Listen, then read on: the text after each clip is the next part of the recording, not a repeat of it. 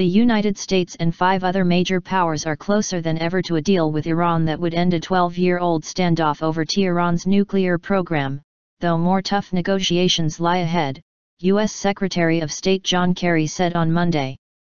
Kerry spoke at the United Nations on the opening day of a month-long conference taking stock of the 1970 Nuclear Non-Proliferation Treaty and ahead of a meeting in New York with Iranian Foreign Minister Mohammad Zarif, their first face-to-face encounter since recent marathon talks in Lausanne, Switzerland.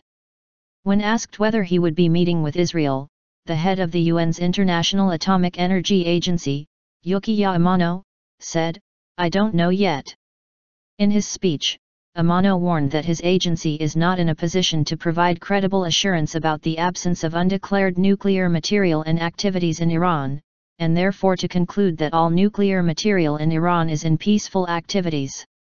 Meanwhile, the Palestinians marked their first conference as a state party to the treaty.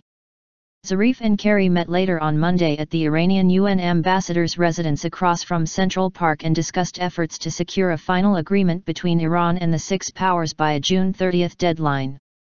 The meeting was productive, a senior U.S. State Department official said, speaking on condition of anonymity. They discussed the work that political directors and experts did last week in Vienna and the path forward for the talks, the official added. Kerry told the 191 NPT parties, "We are, in fact, closer than ever to the good, comprehensive deal that we have been seeking, and if we can get there, the entire world will be safer."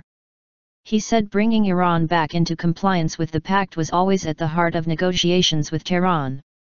If finalized and implemented, an agreement will close off all of Iran's possible pathways to the nuclear material required for a nuclear weapon and give the international community the confidence that it needs to know that Iran's nuclear program is indeed exclusively peaceful, he said. Kerry added, however, that the hard work is far from over and some key issues remain unresolved. In remarks to Iranian state television upon his arrival in New York, Zarif echoed the concerns about unresolved issues in the talks with the United States, Britain, France, Germany, Russia, and China. Besides taking part in the conference, we have come here to listen to Americans' explanations on the U.S. administration's undertakings and its domestic policies, Zarif said. We consider the U.S. government responsible for fulfilling its international commitments under international laws, he said. No government can evade such commitments because of its domestic issues.